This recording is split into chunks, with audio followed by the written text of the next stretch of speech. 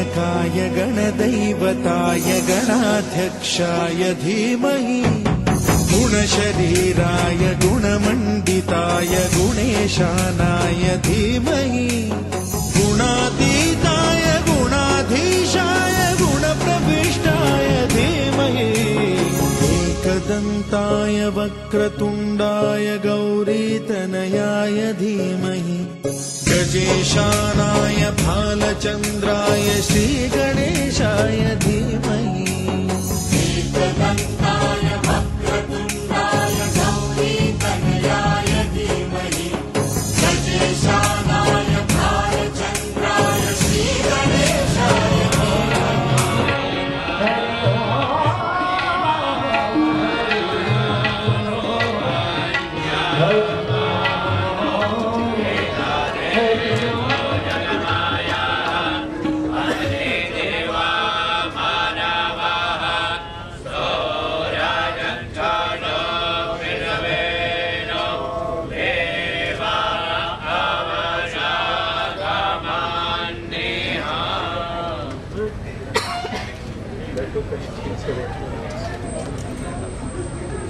आराम से बैठो कहीं।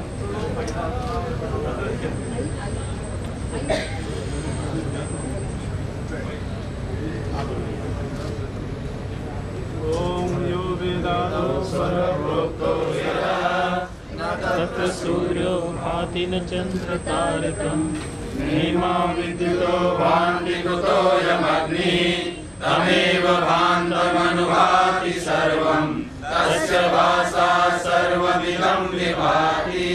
श्री सद्गुरुनाथ महाराज की जय।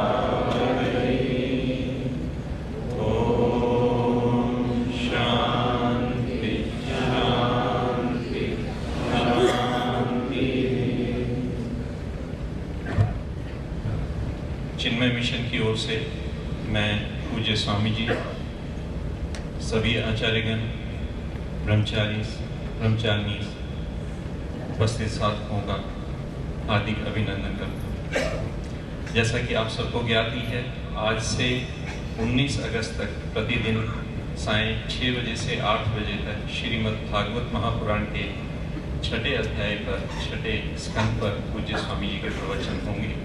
इसी हेतु हम सब यहाँ एकत्रित हुए हैं।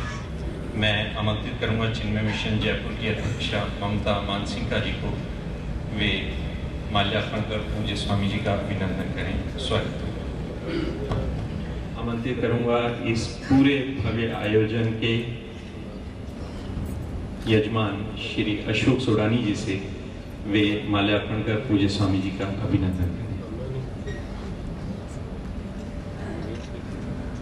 वैसे तो उनकी ओर से संभवतः ये दूसरा कार्यक्रम यहाँ हो रहा है। आज पूज्य स्वामी जी भी हमारे बीच उपस्थित हैं।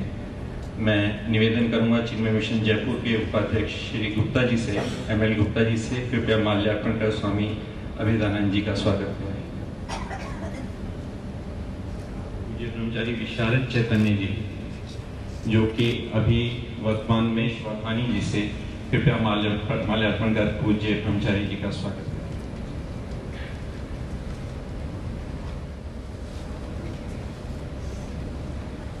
और चिन्मय मिशन जयपुर सभी साधकों को बताना चाहूँगा कि सिद्धवाड़ी हिमाचल सेवा है, वो जयपुर में इस भागवत कथा हेतु यहाँ पधारे हैं। चिन्मय मिशन जयपुर परिवार की ओर से मैं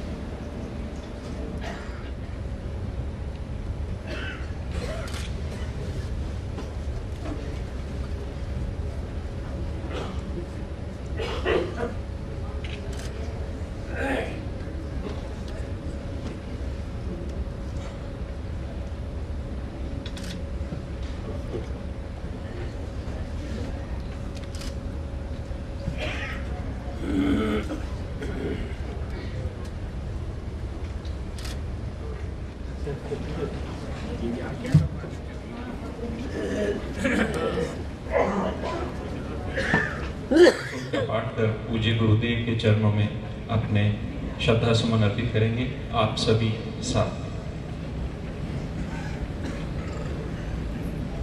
अखंड मंडलाकारं व्याप्तं येन चराचरं तत्पदं दर्शितं येन तस्मै श्री गुरवे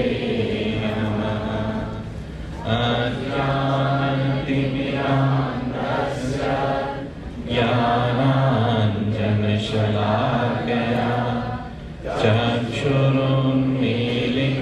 येन तस्मै श्रीगुरवे नमः। त्वमेव माता च पिता त्वमेव बन्धुश्च सखा त्वमेव सर्वं मम देव त्वमेव सर्वं मम देव। अब मैं आमंत्रित करूंगा चिन्मय मिशन जयपुर की अध्यक्षा ममता मानसिंह जी को, वे पूज्य स्वामी जी तथा उपस्थित सभी साधकों का अभिनंदन।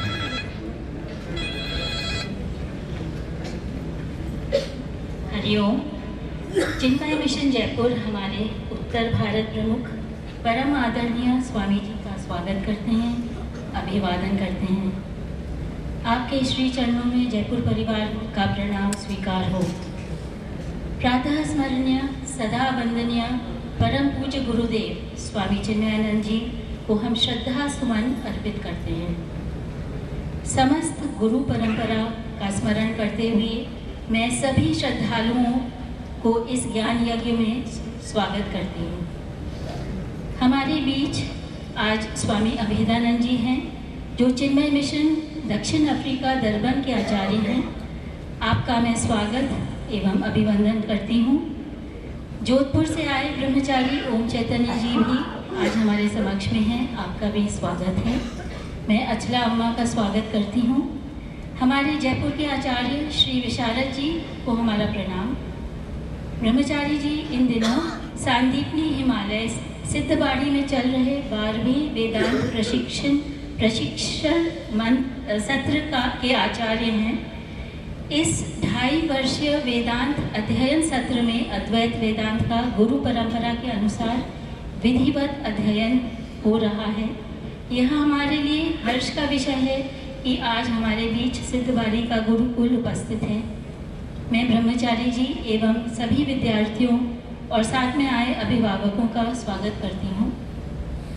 मैं अशोक जी, पद्मा जी सोगानी को भी प्रणाम करती हूँ। इस भागवत कथा के आप यजमान हैं और आप ही के सत्संकल्प से हमें यह दुर्लभ अवसर प्राप्त हुआ है। आपको हम सब की ओर से बहुत साधुवाद। स्वामी जी के श्रीमुख से हम भागवत कथा सुनने जा रहे हैं। स्वामी जी की चिंतन प्रदान शैली इस कथा को विलक्षण बना देती है। स्वामी जी की कृपा हमारे ऊपर वर्ष पर्यंत बनी रहे। मैं पुनः परम ज्ञानी भागवत मर्मज्ञ स्वामी जी का स्वागत एवं अभिवादन करते हुए कार्यक्रम को आगे बढ़ाती हूँ। धन्यवाद। हरिओम। धन्यवाद ममता जी। आप में से सभी संभवतः पूज्य स्वामी जी से परिचित हैं, परंतु जैसी कि परंपरा है मैं एक छोटा सा प्रयास अवश्य करूँगा। पूज्य स्वामी जी चिन्मय मिशन के उत्तर भारत के प्रमुख हैं।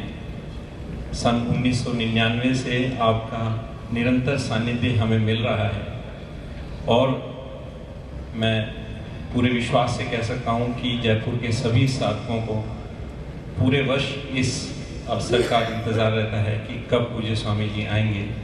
और जैसा कि ममता जी ने कहा, हम कृतज्ञ हैं, धन्यवाद देते हैं सोडानी परिवार को जिनके इस सत्संकल्प से आज ये शुभ अवसर हम सबको मिला है। मैं अधिक समय नहीं लूँगा।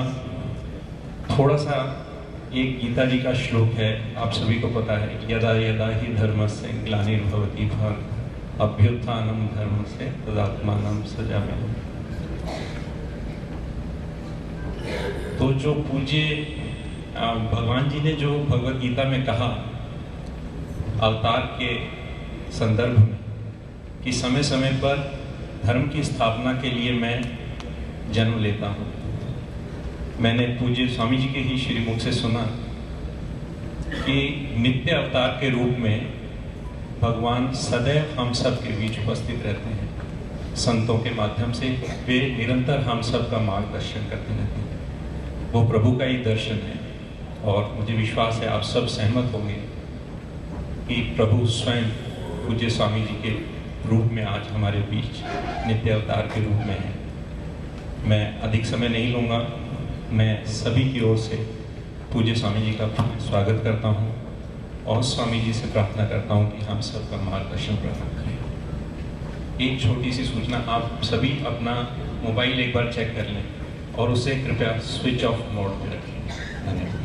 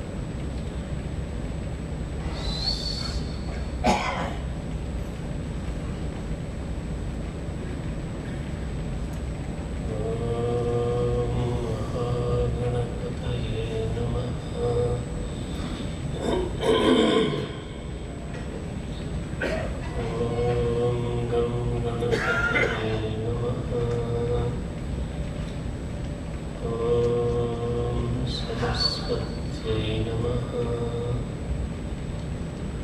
ॐ नारायणाय नमः।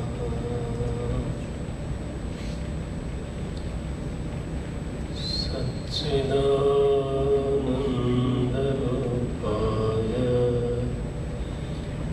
विश्वोत्पत्त्यादिहेतवे तापत्रयविनाशाय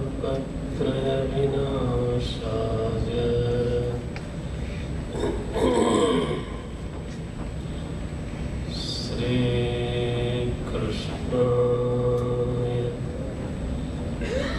वयं नमः। श्री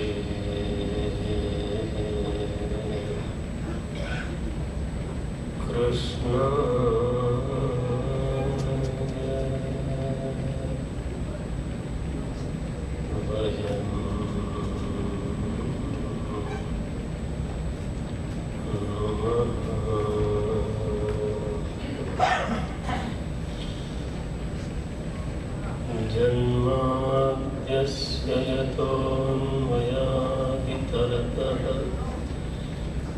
चार्थेष्वभिज्ञः स्वराट् तेने ब्रह्महृदाय यः आदिकवये मुह्यन्ति यत्सूरयः तेजो वारिमृदां यथा विनिमयः यत्र त्रिसर्गो मृषा धाम्ना स्वेन सदा निरस्तकुहकम् सत्यं परं धीमहि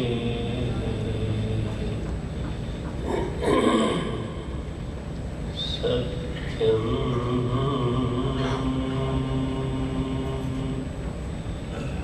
परं धीमहि।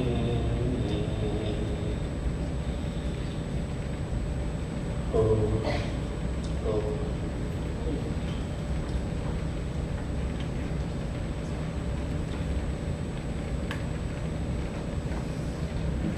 इस बार इस सत्र में एक दूसरे ढंग का प्रयोग तो होने जा रहा है। ऐसा निर्णय हो पाया कि हम लोग तो छठे स्कंद पे थोड़ी चर्चा करेंगे, केवल छठे स्कंद पे। मंगलाचरण के जो 2 श्लोक हैं वो स्वयं काफी भारी भरकम है। मैं थोड़ा संकेत तो करना चाहूँगा, वो आवश्यक है। भगवान कैसा बोलते हैं, सुखदेव जी भगवान, सच्चिदानंद रूपाय विश्वोत्पत्त्यादि हेतवे तापत्रय विनाशाय श्री कृष्णाय वयं नमः।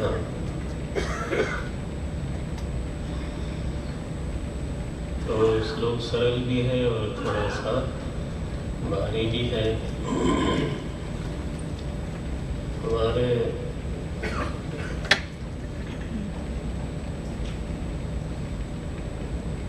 वेदांत प्रस्थान में इसकी जिस तरह से व्याख्या बनती है, क्या बोलते हैं, भगवान कौन है, सबसे पहला नाम तो यही लेते हैं। कैसा बोलते हैं? सच्चिदानंद रूपाय। उनका रूप क्या है? तो बोले वो सदरूप है, चिद रूप है और आनंद रूप है। तो ये क्या उनमें 3 विभाग है?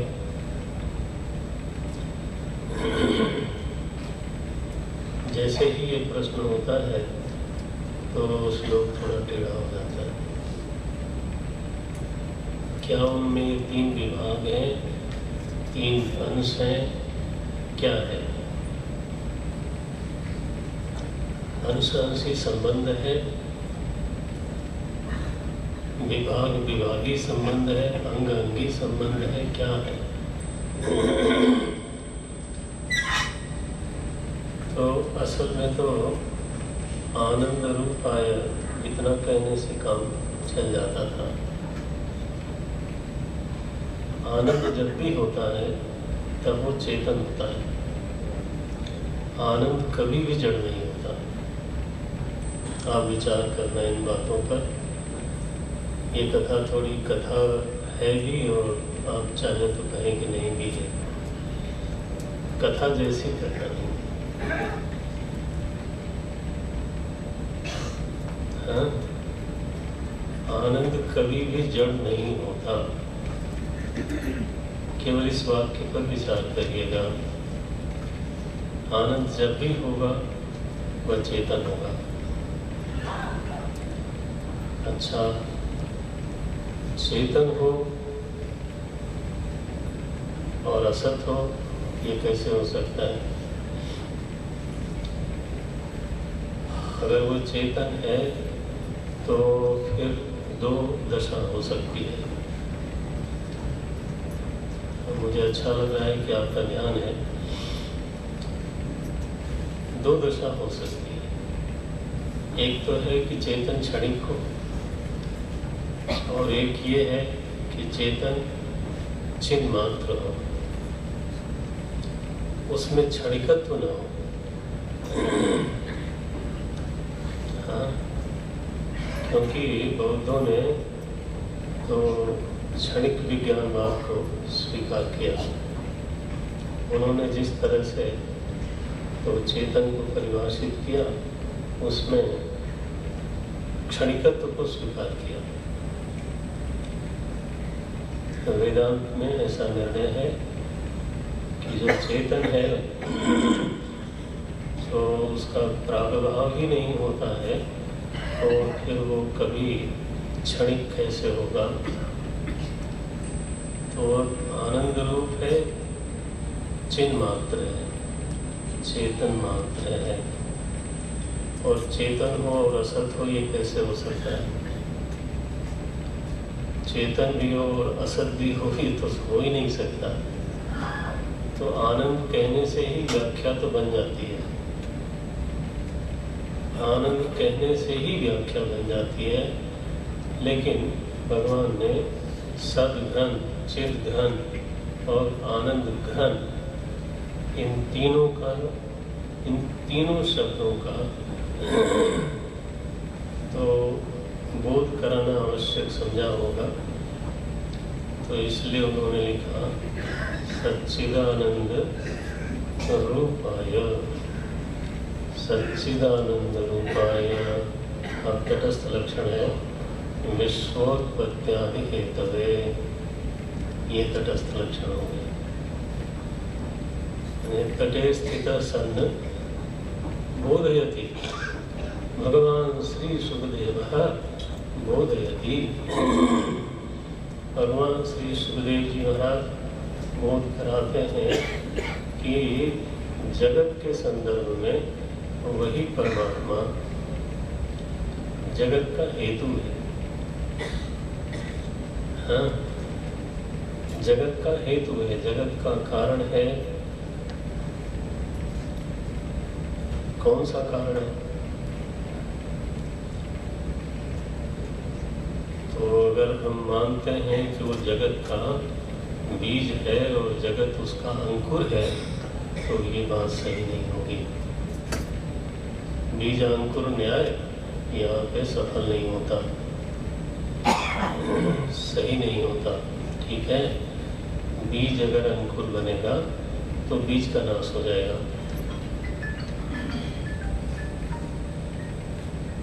बनता है ना,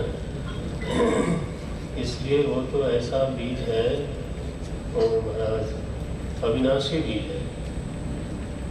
आप पढ़ते हैं गीता जी में अव्यय, बार बार पढ़ते हैं अव्यय, नव्यति इति अव्ययः।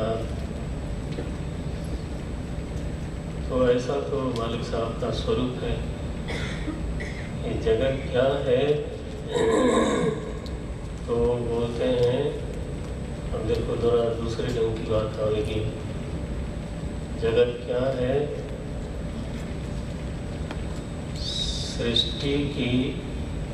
सृष्टि का अभिव्यंजक संस्थान है।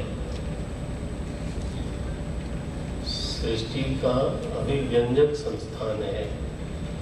ऐसा ही नहीं चलेगा, आप आसानी महसूस करेंगे थोड़ी देर में। हाँ, अभिव्यंजक संस्थान है। यह सृष्टि का चिंतन करते करते, क्योंकि हमारे सामने सृष्टि है, तो इस सृष्टि का चिंतन करते करते हमारी मति बोध में विलीन हो जाए। इस प्रयोजन से, ये श्रीधरी में लिखा, ये आत्मने अकल्पनाय च, अपने अकल्पित स्वरूप में प्रतिष्ठित कराने के लिए भगवान ने इस सृष्टि को प्रकट किया।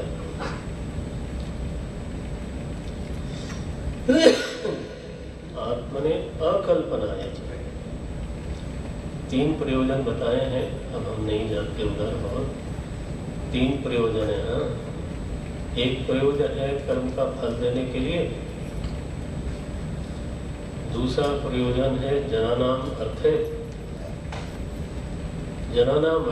भक्तानाम अर्थे, और तीसरा प्रयोजन है आत्मने अकल्पनाय च, अपने स्वरूप का बोध कराने के लिए।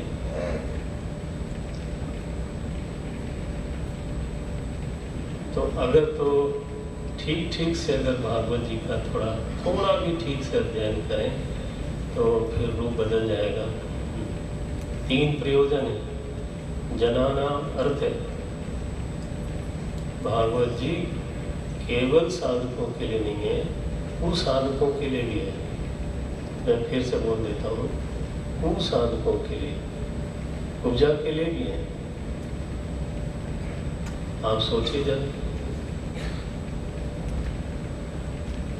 अजामिल के लिए है जिसकी कथा होनी है, अजामिल के लिए भी है। वो कोई साधक तो नहीं दिखता है, वो कुसाधक है, ये असाधक है।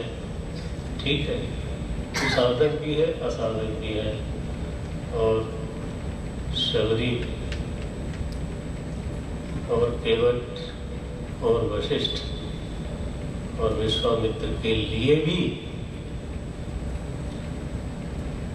माने जो सृष्टि है, वो सृष्टि भगवान का बोध कराने के लिए है, सृष्टि के लिए नहीं है। गंभीर हो गया है। सृष्टि के लिए नहीं है। अगर हम इस रूप में थोड़ा सा सृष्टि को देखें, उस पर मनन करें, तो आत्मने अकल्पनाय च, ये मुख्य प्रयोजन है सृष्टि का। और फिर जनानाम अर्थ है, अपने भक्तों का उद्धार करने के लिए सृष्टि है। मान लो कि महाप्रलय हो जाए और फिर सृष्टि का अंकुरण न हो गए, तो वो जो अपनी भाषा में बोलो, बोलना ही पड़ेगा। तो अब व्यवहित क्षण में, अव्यवहित क्षण के पूर्व में जो जीव मुक्त नहीं हुए, जो जीव मुक्त नहीं हुए और लीन हो गए, अब उनकी मुक्ति का साधन क्या है? वो तो फिर कर्म परिपाक होगा, फिर उठेंगे। क्यों उठेंगे? लीन पड़े रहे, क्या बुराई है? बोले नहीं, लीन पड़े रहेंगे तो उनको मुक्ति का फिर कभी भी मौका नहीं मिलेगा। तो जनाना अर्थे, लोगों का, अपने भक्तों का उद्धार करने के लिए पहला प्रयोजन।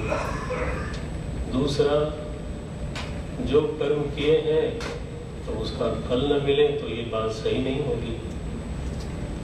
तो साधारण लोगों के लेवल पे, धरातल पे ये है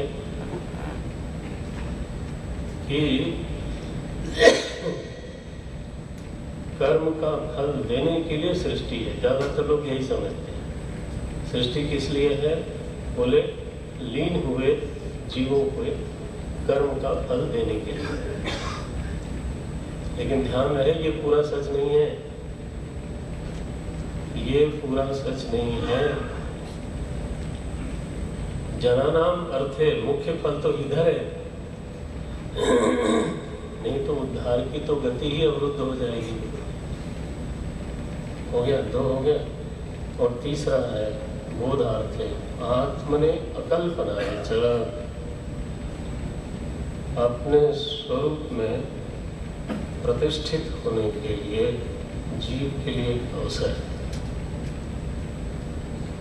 जीव के लिए एक अवसर है। जनानाम अर्थे, जनानाम अर्थे, फिर कर्मफलार्थे, और तीसरा है आत्मने अकल्पनाय च। त्रिविध प्रयोजन को तो सिद्ध करने के लिए परमात्मा तो इस सृष्टि को प्रकट करते हैं।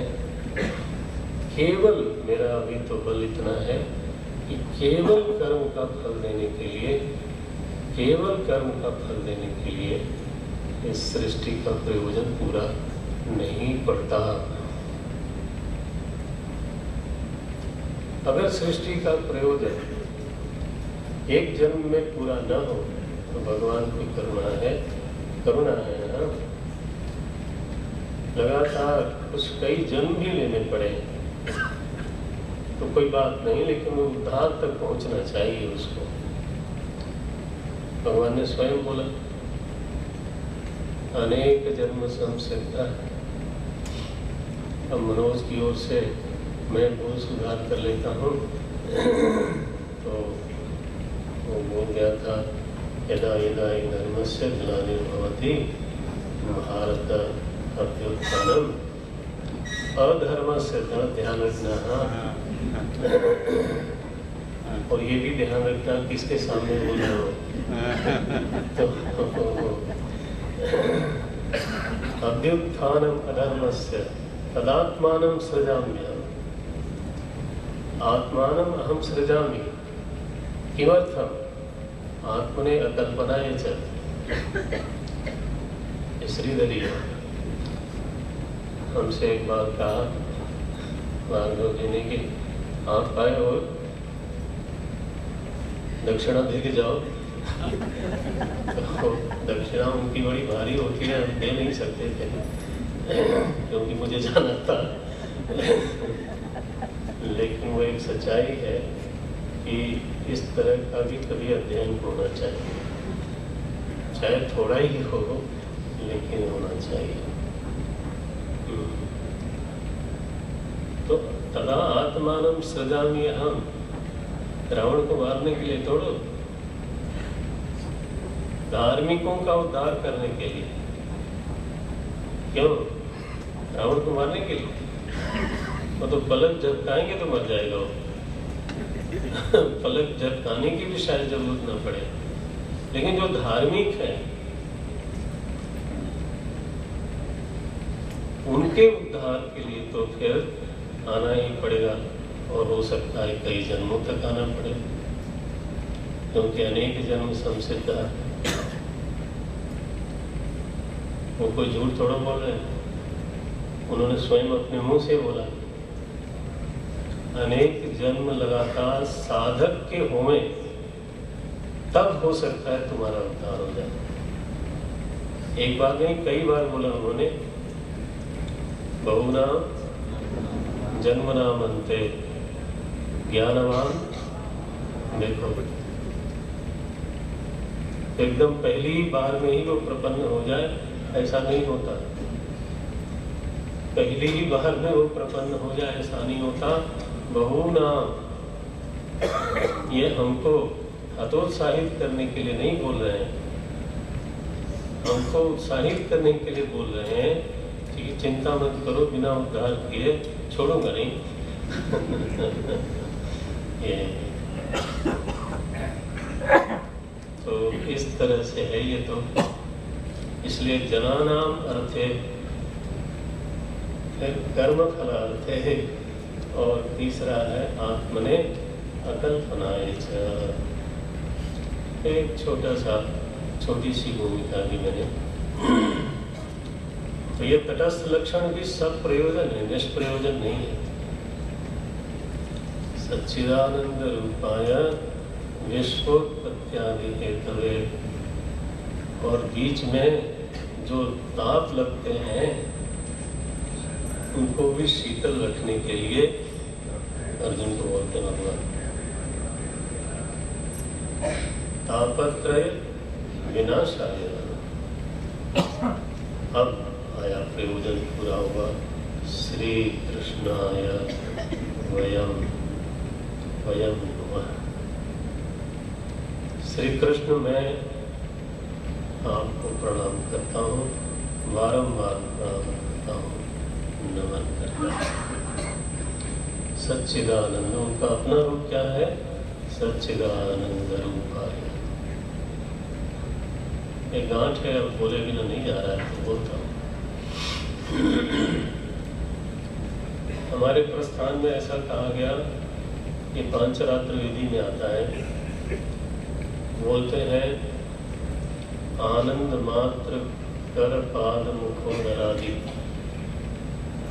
भगवान का जो स्वरूप है उसमें उनका नाखून भी चेतन है। आपको जग जोड़ रहा हूँ शायद मैं, लेकिन कोई बात नहीं, जग जोड़ने से भी थोड़ी नींद खुल जाए तो अच्छा है। भगवान का कोई अंग चेतना अतिरिक्त नहीं है। आनंद मात्र कर पाद मुखोदरादि, ये तो विग्रह धारण किए हमको दिखाई देते हैं, लेकिन वो अंग भेद नहीं है वहां पर।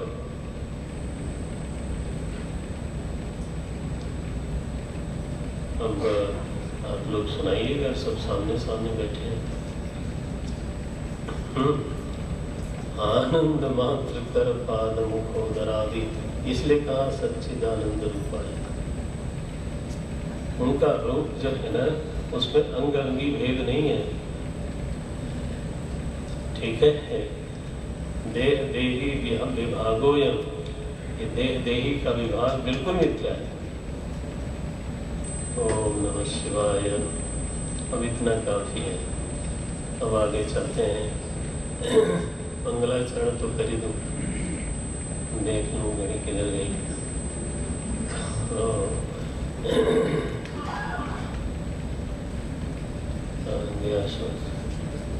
नहीं ठीक है, केवल जगाने के लिए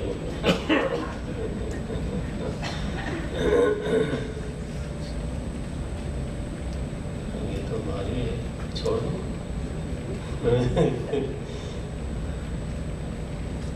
क्या बोलते हैं मौलवी साहब? जन्माद्यस्य अनुवाद करने का प्रयास करता हूँ। जन्माद्यस्य यतोऽन्वयादितरतः जन्माद्यस्य यतः, बस यहाँ तक एक वाक्य बन जाता है। जन्म आदि जिससे हुए, जन्म एव आदि विकारो यस्य, सजन्मादि, ये समास है।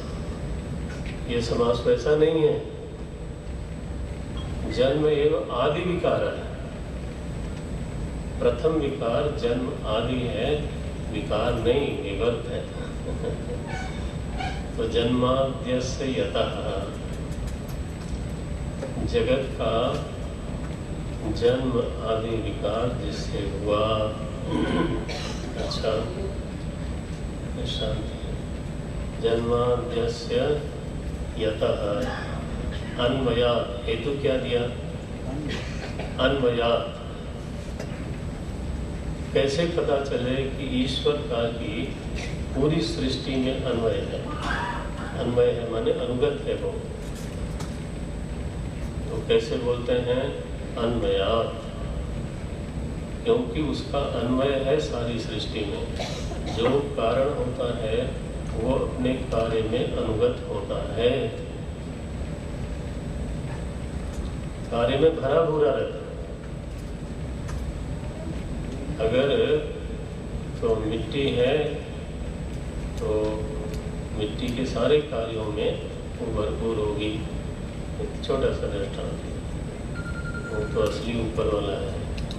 जन्माद्यस्य यतः अन्वयात्, अन्वयात् के बाद एक शब्द आया इतरतः। इतरतः माने व्यतिरेकता। अन्वयात् व्यतिरेकता, अन्वय से और व्यतिरेक से, दोनों से सिद्ध होता है कि जगत ईश्वर के अतिरिक्त कुछ हो नहीं सकता। अच्छा, बोले फिर चार्थेष्विज्ञ स्वराट, चैतन्य की जड़ है। अब अनुवाद कर रहा हूँ, जरा भागने की कोशिश कर रहा हूँ। हाँ, चार्थेष्विज्ञ स्वराट, अर्थेषु, अर्थेषु मने, अर्थेषु मने पदार्थेषु, सर्वेषां पदानां यो ही अर्थ। अब तो ठीक है। सभी पदों का जो भी अर्थ है, उन सारे अर्थों में जो समाया हुआ है।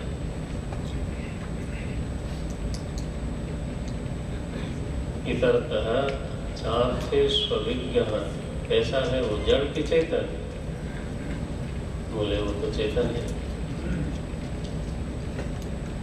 चार्थेष्विज्ञ स्वराट, स्वराट माने बिल्कुल चमाचम चमकता है, जड़ता का संश्लेष भी नहीं है वहाँ पे, स्पर्श भी नहीं है। कैसे सिद्ध हुआ? ऐसे सिद्ध हुआ कि क्योंकि ये जो मालिक साहब हैं तो तेने ब्रह्म हृदय आदि कवये मुह्यन्ति यत् सूरयः। तेने माने नहीं, मैं परीक्षा वो कह रही थी पहले की परीक्षा बोलते थे, तो अब नहीं होगा। तेने माने तन विस्तारणे। हाँ, तेन नहीं कर लेना।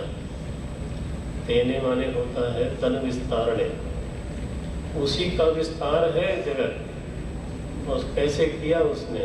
बोले हृदय, केवल हृदय से हृदय में ऐसा ज्ञान दे दिया ब्रह्मा जी को, जिससे कि ब्रह्मा जी ज्ञानी हो गए। हृदय या आदि कवये मोहियन्ति यत् सूरयः। थोड़ा तेज जाऊंगा। तेजो वारि मृदाम यथा विनिमयः।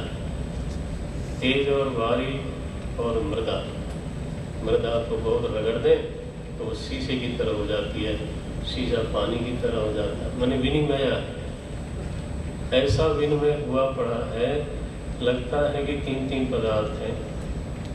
तेजो वारि मृदाम यथा विनिमयः। किसी को और चर्चा करनी होगी तो कर लेगा, मैं आगे जा, और लेकिन ठीक करनी पड़ेगी।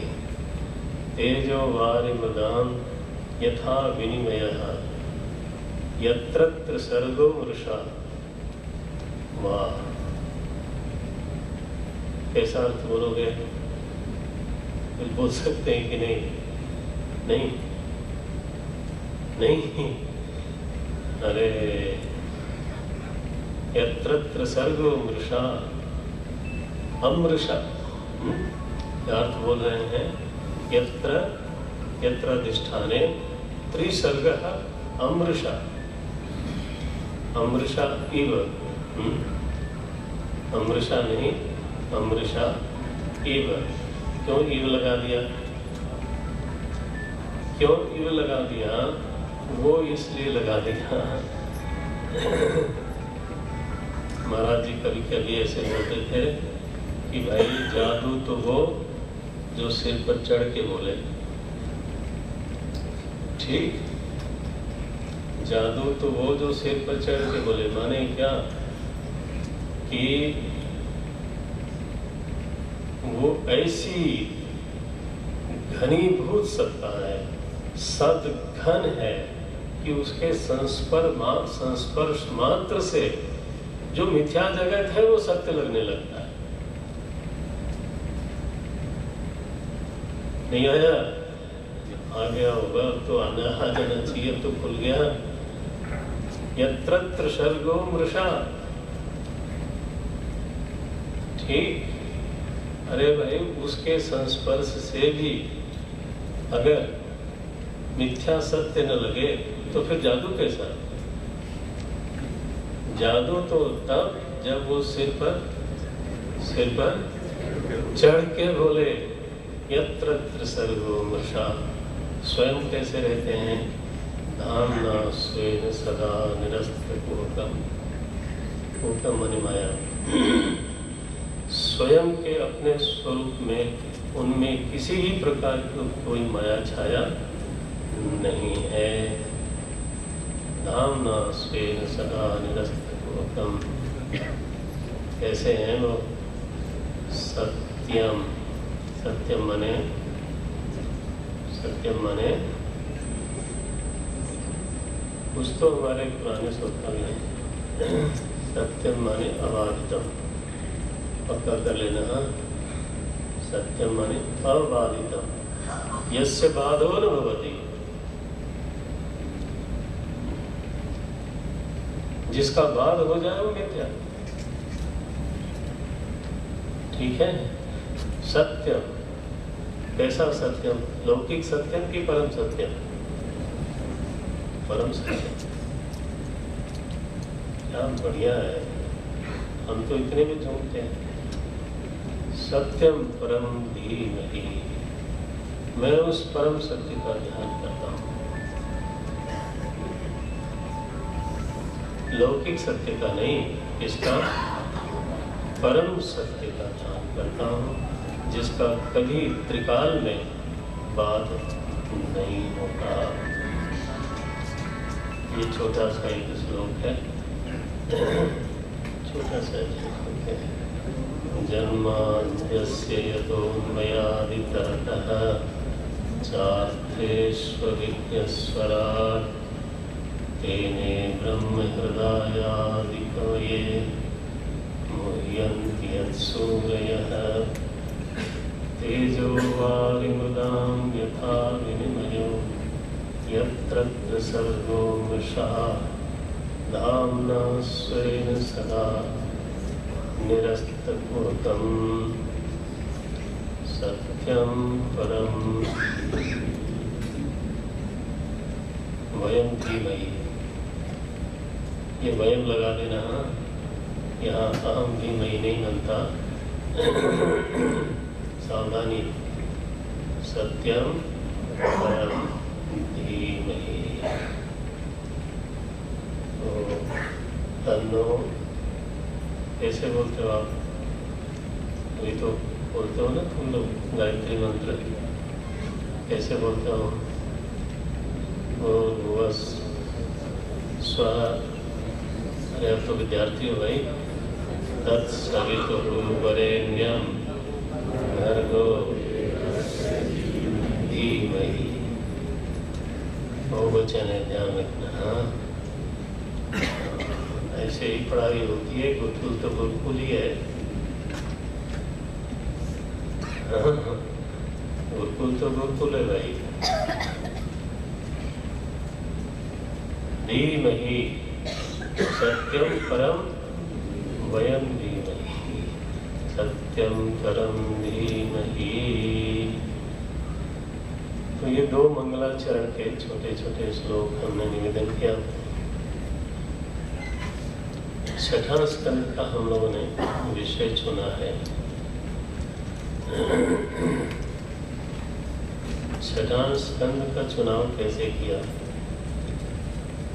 तो बहुत ज्यादा सोच विचार के नहीं किया।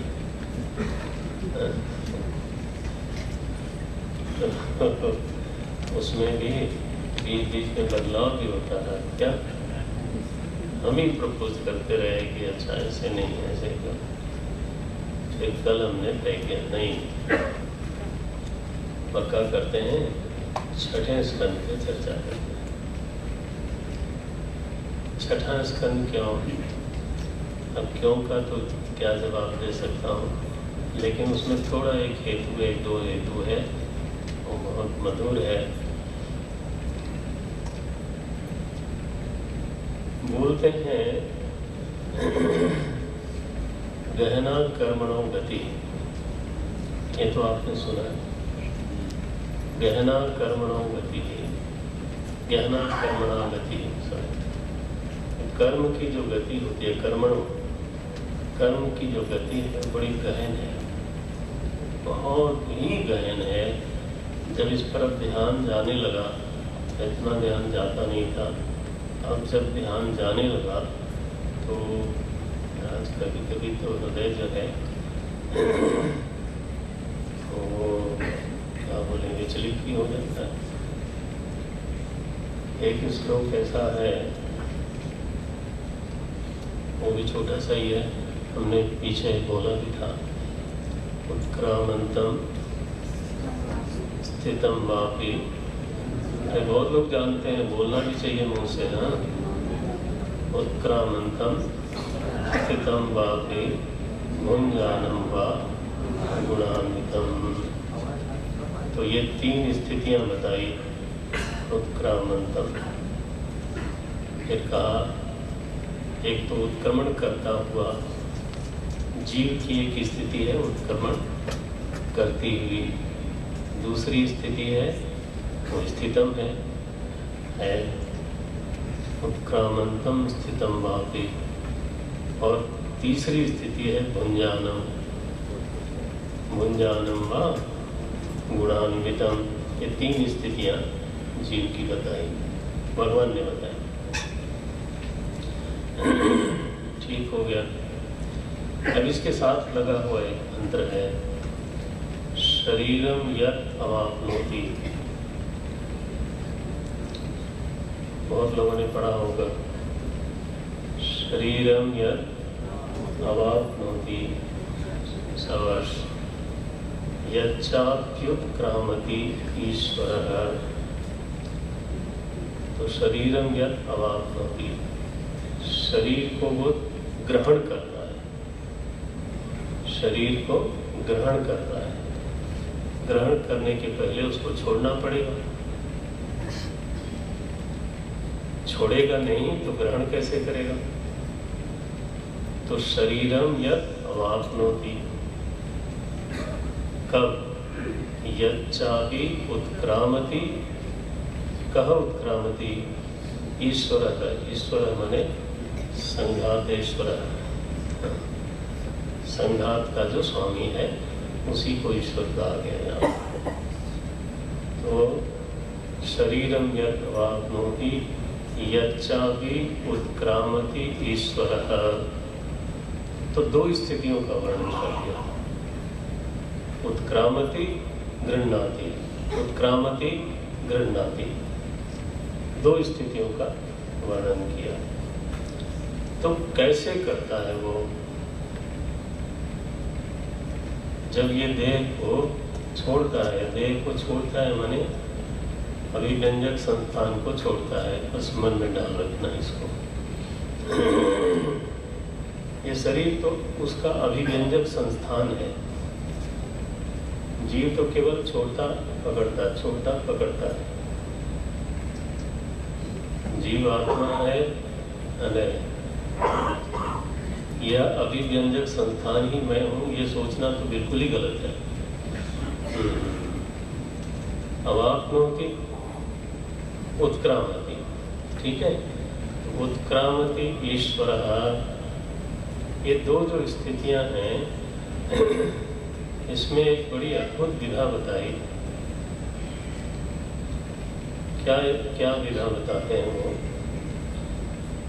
कि जब वो छोड़ता है तो गृहीत्वैतानि संयाति। यही है ना, याद है कि नहीं? थोड़ा है।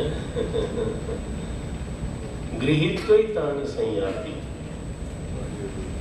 एतानि गृहीत्वा एव संयाति। कुछ छोड़ के नहीं जाता है, गृहीत्वा सबका सब लेके जाता है। गृहीत्वैतानि संयाति, कैसे?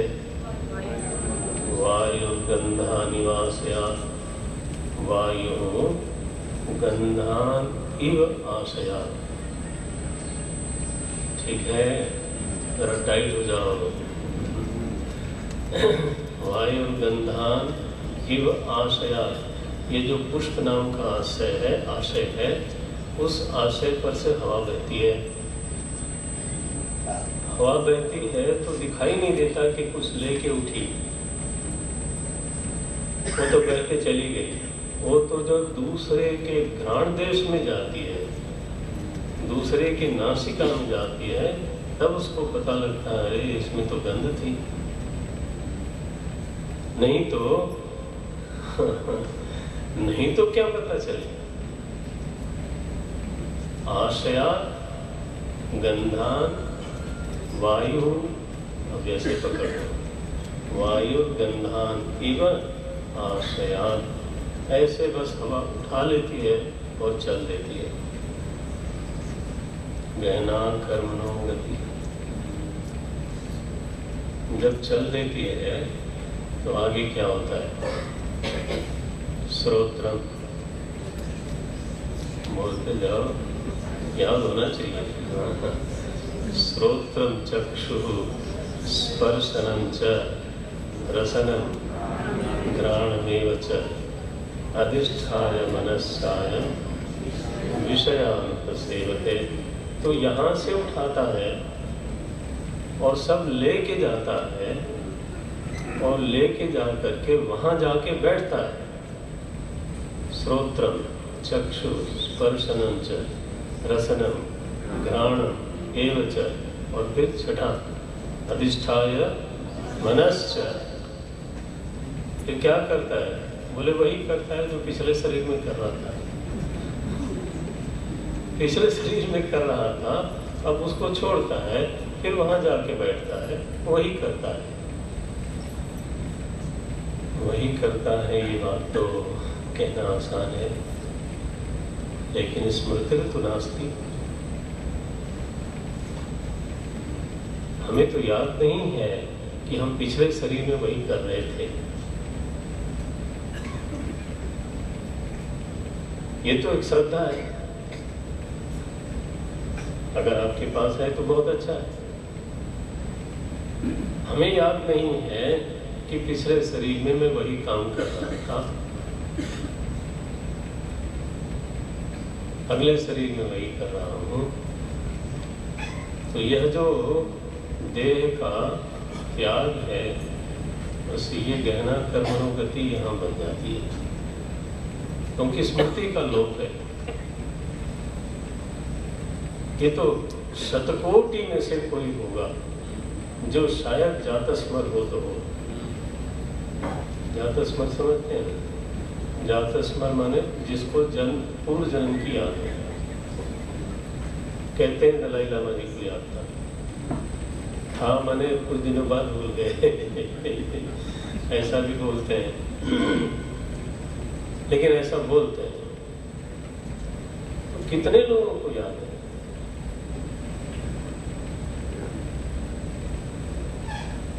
आज कोई पूछ ले कि अच्छा पिछले वाला तुम्हारा याद है? काहे का याद है? इसी जन्म की 50 बातें भूल गई, नहीं भूली? इसी शरीर में बहुत सारी बातें हैं जो भूल गई, तो स्मृति का लोप हो जाता है। इसलिए the continuity of life is there, जीवन का सातत्य बना हुआ है, यह बात आसानी से पकड़ नहीं आती।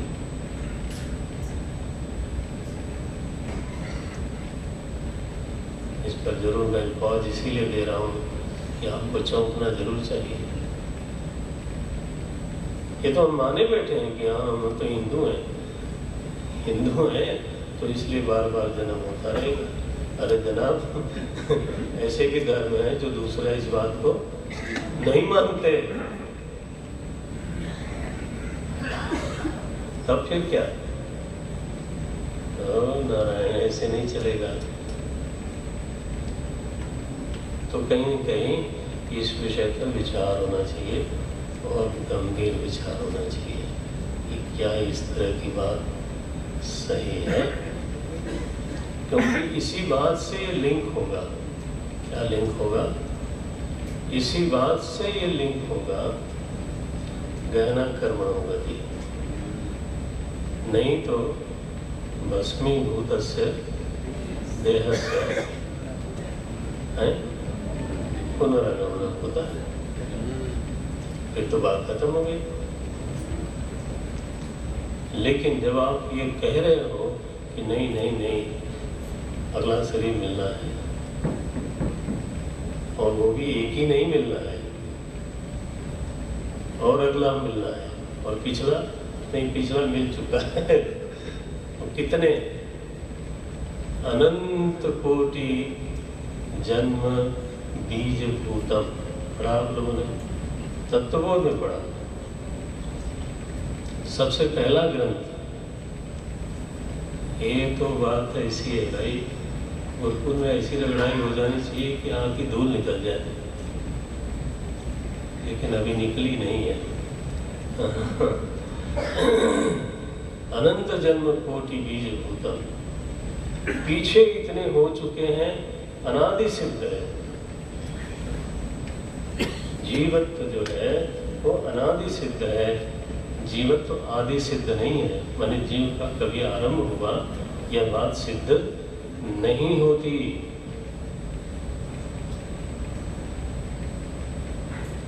एक विषम दृष्टांत है, देखो विषम दृष्टांत है थोड़ा सा। योग वासिष्ठ में ऐसे प्रसंग आते हैं जहाँ एक एक आदमी को तो 10-10 जन्मों की स्मृति है। ये तो समदृष्टांत है, ऐसे भी लोग हैं। कुछ लोग ऐसे हैं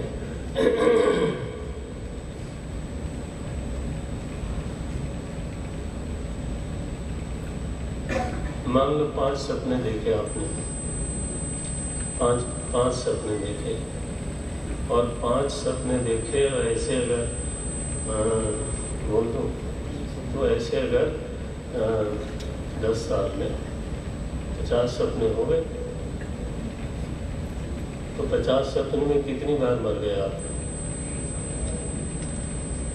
तो ये जब जोड़ रहे हो आप बार बार, अरे भैया खोपड़ी ठीक तभी होगी।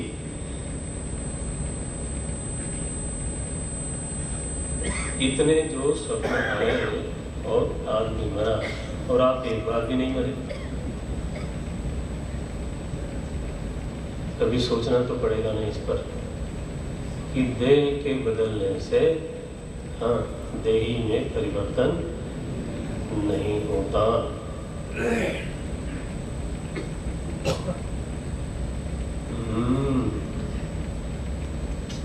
सोचो, ये चिंतन का मार्ग है। अच्छा भाई, ये छोटा सा दृष्टांत।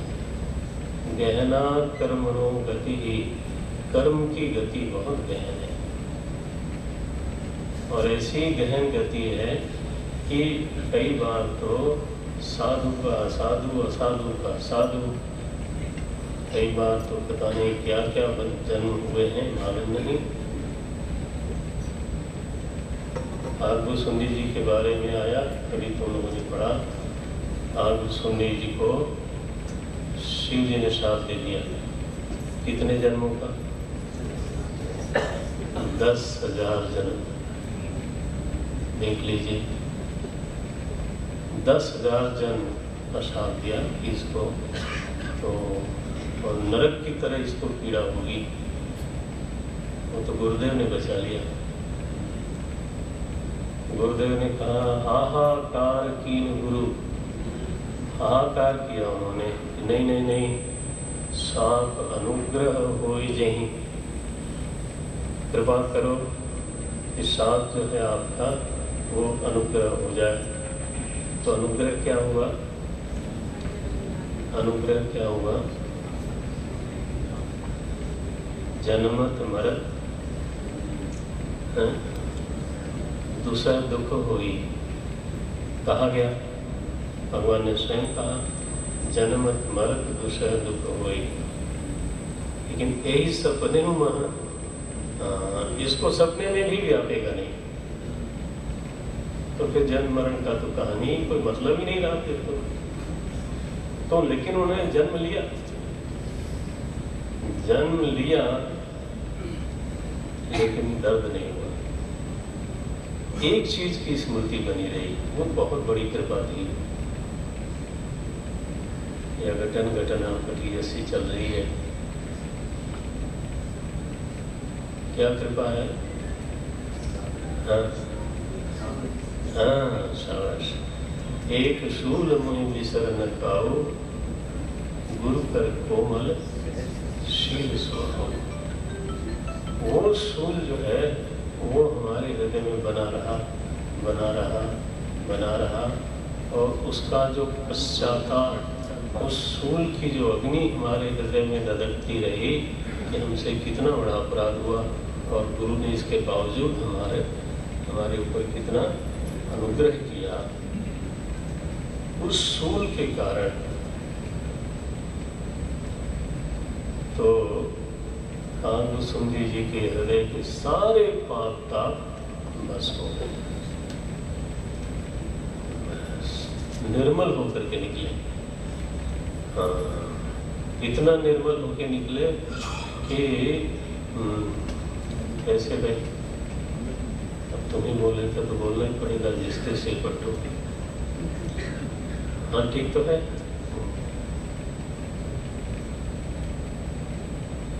तो हारे गुरु, पढ़ाई पढ़ाई। वैराग्य इतना था कि उनको पढ़ने का मन ही नहीं था, यार क्या पढ़ना है। ऐसा करके अल्टीमेटली उनका तो वैराग्य निर्मल व्यक्तित्व होकर अब लिंक हुआ, अनेक जन्म संसिद्ध ततो याति पराम गतिम। ये बहुत गहन गति है, कब से जीव चला रहा है और कितना आगे उसको जाना है। जाना तब है जब वो हर जीवन साधक का जिए।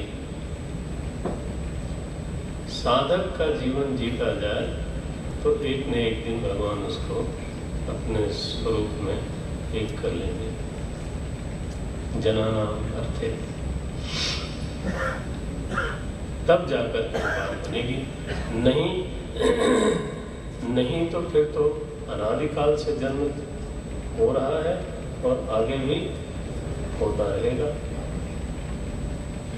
उससे तो कोई फर्क नहीं पड़ता है, उससे नहीं फर्क पड़ता है।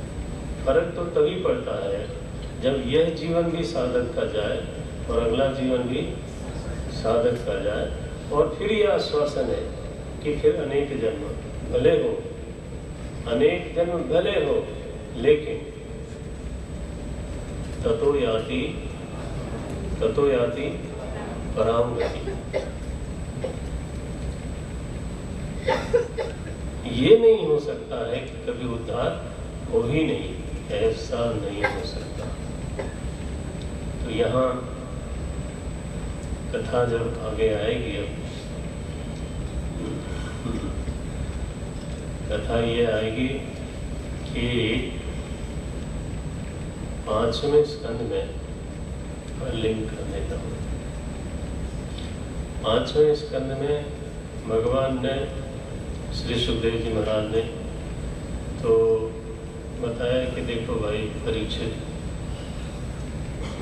भुवन कोश का वर्णन करने के बाद बोले देखो, तो जीवन तो साधो हम मरते नहीं, हम मरते हैं नहीं, बार बार ये जन्म लेने वाली बात चलती रहेगी। तो अब ऐसे में एक दिन ऐसा जरूर होना चाहिए कि साधक का जीवन शुरू हो जाए। अगर वो नहीं शुरू हुआ तो अपने जो हमने कर्म किए हैं उसका फल तो हमें भोगना पड़ेगा। बस यहाँ से ये 6ठा स्कंद शुरू होता है, बस यहीं से शुरू होता है। बोले क्या मतलब है? बोले देखो, ऐसा एक धारणा कई बार लोगों में होती है कि कर्म करके फिर भी मैं बच सकता हूँ, शायद बच जाऊंगा, शायद भगवान को भी धोखा दे ही दूँ। और भगवान ने ऐसा कुछ नियम बना रखा है कि वो तो योग निद्रा में सोते रहते हैं, लेकिन कर्म फल का डंडा चलता रहता है। कर्मण्येवाधिकारस्ते, बस अधिकार है कहाँ तक है?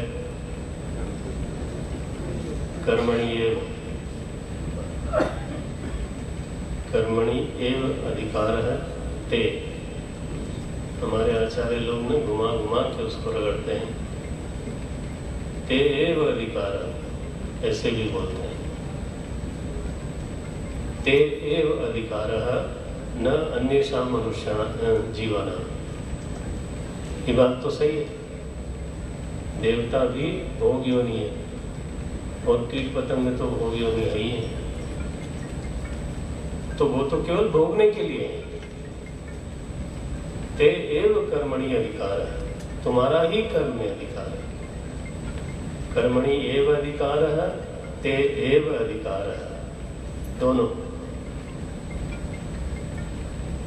अच्छा है, सोचने के लिए तो थोड़ा तो उत्तेजना होनी चाहिए। ते एव अधिकार, कर्मणि एव ते अधिकार। रोकते किस पर हैं? मां फलेषु, फल में तुम्हारा अधिकार नहीं है। क्या मतलब है?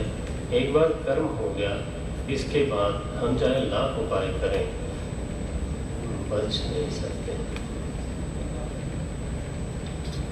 मनुष्य योनि में भगवान महाराज दशरथ नहीं बच पाए, फिर भी हम लोगों को भ्रम है कि हम लोग बच जाएंगे। हम सोचते हैं वो देखो बच गया। अरे ऐसा जीवन नारकी, काहे का बच गया? अपने देश में रह नहीं सकता, काहे का बच गया? नहीं, इसको कोई बचना बोलते हैं? जो आदमी अपने देश में नहीं रह सकता, अपने शहर में नहीं रह सकता, अपने घर में नहीं रह सकता, और जहाँ रहता है वहाँ लोग चोर चोर बोलते हैं, अरे आप उसको बचना बोलते हो? भगवान को सजा देने के लिए जेल में डालना जरूरी नहीं होता। उनको अगर सजा देना हो तो राजमहल में दे सकते हैं। दशरथ जी को दिया कि नहीं? क्या वन में थे कि जेल में थे? यह बात समझनी है हम लोगों को। जितनी गंभीरता से समझ सकते हैं उतनी गंभीरता से समझनी है। जो जेल में जाए वही सजा है, ऐसा नहीं है।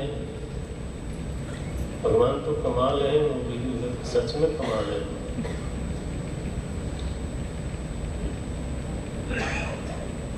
कई बार पीठ में दर्द होने लगता है तो फिर वह जय सिया राम। अब वो चाहे जितनी मर्जी कर लो, मालिश करने वाला भी कोई बगल में हो, पता चला गलत दबा दिया और दर्द हो गया। सजा देने के लिए उनको कोई स्पेशल उपाय करना है क्या? नहीं। तो निर्णय ये दिया श्री सुखदेव जी महाराज ने कि देखो भाई परीक्षित, ये बात तो सही है कि अगर कर्म हुआ है और उसमें अगर कहीं अशुद्धि रह गई है तो उसका परिणाम जरूर मिलता है। और एक छोटा सा एक बीच में डाला, या तो तुमने सम्यक प्रायश्चित किया हो। एक शब्द डाल दिया, क्या? या तो तुमने सम्यक प्रायश्चित किया हो। प्रथम अध्याय चल रहा है, सम्यक प्रायश्चित किया है। अब यहाँ परीक्षित जी ने कहा कि महाराज सम्यक प्रायश्चित वाली बात हमारी समझ में नहीं आती। क्यों नहीं आती? वो इसलिए नहीं आती है क्योंकि जिस गलती का क्षय करने के लिए तो हम लोग पश्चाताप करते हैं, थोड़ा होम हवन भी करते हैं, थोड़ा कोई अनुष्ठान भी कर देते हैं जिस गलती को मिटाने के लिए। और वो सब पूरा होने के बाद पता चला फिर से वही गलती करते हैं, फिर से वही गलती, इसके बाद फिर होम हवन करो। तो अब ये कितनी बार? तो ये ऐसा करने से हमें नहीं लगता है कि कर्म का परिहार निर्हार कर्म के द्वारा हो सकता है। ये एक श्लोक बोल दिया, पढ़ देता हूँ, पाठ भी करना चाहिए। क्या बोलते हैं? क्वचित निवर्तते अभद्रा। मिल गया होगा तो अच्छा ही है। मिला क्या? राजोवाच। तो क्वचित निवर्तते अभद्रा क्वचित चरति तत्पुनः। बोलते हैं कभी तो हम अभद्र का आचरण कर देते हैं, फिर उसके लिए प्रायश्चित करते हैं, फिर प्रायश्चित करते हैं। जैसे वो प्रायश्चित थोड़ा बहुत पूरा हुआ, फिर से गलती। तो क्वचित निवर्तते अभद्रात् क्वचित चरति तत्पुनः प्रायश्चित्तम अतो अपार्थ। इसलिए ये अवस्तु है। अपार्थ माने अवस्तु, हाँ, ये असली चीज नहीं है। प्रायश्चित्तम अतो अपार्थम मन्ये, ये है संस्कृत। अपार्थम मन्ये, ये तो जो प्रायश्चित है मैं इसको वस्तु रूप नहीं मानता। कैसा मानते हो? बहुत बढ़िया दृष्टांत क्लासिक दिया। मन्ये कुंजर असंचवत। जैसे हाथी खूब नहावे, खूब नहावे और इसके बाद अब नहाया, स्वच्छ हो गया, अकेले नहीं नहाया, मिलजुल के नहाया एक दूसरे के ऊपर, पानी फेंक फेंक के नहाया जिससे कि कहीं दूसरे में मिट्टी लगी हो तो धुल जाए। तो वो तो ठीक है, लेकिन फिर बाहर निकला तो मन्ये कुंजर अशौचवत, बोले मुंजे मन्ये कुंजर शौचवत। हाँ, तो ये तो ऐसा लगता है कि गज स्नान हो गया। हम आए, बाहर निकल के आए और इसके बाद फिर जैसे हाथियों की आदत होती है फिर वो पाउडर लगाते हैं। हाँ, ऐसे तो और पाउडर बोलते हैं प्रायश्चित्तम अतो अपार्थम मन्ये कुंजर शौचवत। ये तो गज स्नान की तरह मालूम पड़ता है। बार बार प्रायश्चित करो, फिर बार बार वही गलती करो, फिर बार बार वही प्रायश्चित करो। और कितने जन्मों तक? एक ही जन्म की कहानी थोड़ा, बार बार बार बार बार बार होता है। अनादि सिद्ध परंपरा चली आ रही है। तो भगवान, मेरा प्रश्न यह है कि प्रायश्चित किसको बोलते हैं? सवाल क्या आया? प्रायश्चित किसको बोलते हैं? तो सुखदेव जी महाराज का जवाब है यहाँ पर। बोलते हैं केचित् केवलया भक्त्या वासुदेव परायणा। देखो भाई, सुनो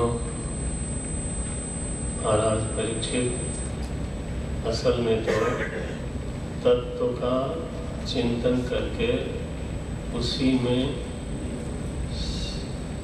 अवस्थित हो जाना असली प्रायश्चित है। पहला श्लोक 11वां मिला। कर्मणा कर्म निर्हारः नहीं आत्यंतिक इष्यते। कर्म से कर्म का निर्हार कभी हो नहीं सकता। कैसे होता है और क्यों नहीं होता है? क्यों नहीं होता है उसका हेतु दिया। अविद्वत्, हाँ, अविद्वत् अधिकारित्वात्। बड़ा ही अद्भुत है। अधिकारी कौन है? कर्म का अधिकारी कौन है? बोले अविद्वान। अविद्वान कर्म का अधिकारी है।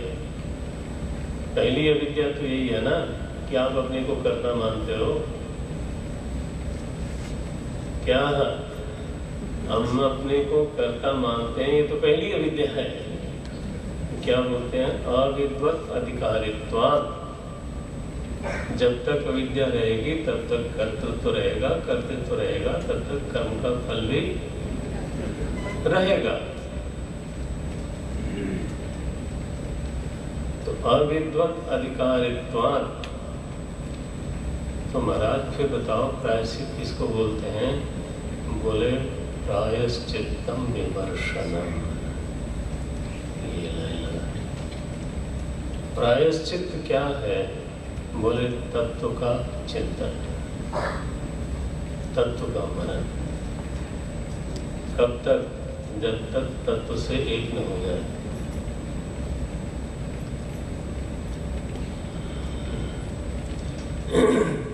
मन चिंतन ही चलता रहे ऐसा नहीं, ऐसा नहीं। चिंतन का एक प्रयोजन होना चाहिए। चित्त में ऐसा बढ़िया चिंतन स्फुरित हो तो मां सादा भाव देवें, योग्यता देवें, साधन चतुष्टय बने। धीरे धीरे धीरे धीरे तो फिर वो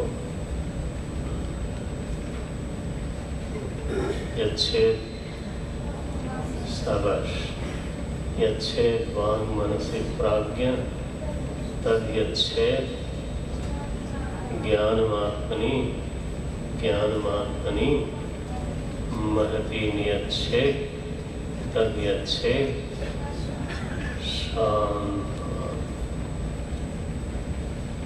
बस यहाँ तक जाना है। जब तक ये प्रयच्छ क्रिया संपादित न हो जाए, यच्छेद भाव मनसी, यह जो प्रक्रिया है शांत आत्मा में जब तक पूरी तरह से अवस्थिति नहीं बनती है, तब तक बात नहीं बनती है।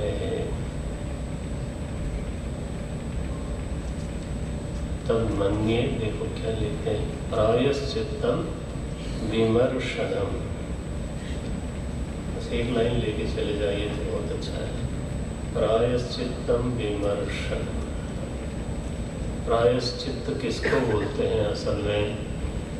तत्व चिंतन। और वह चिंतन स्वरूप पर्यवसायी होना चाहिए। फिर से दोहरा देता हूँ, कैसा वह चिंतन कैसा हो?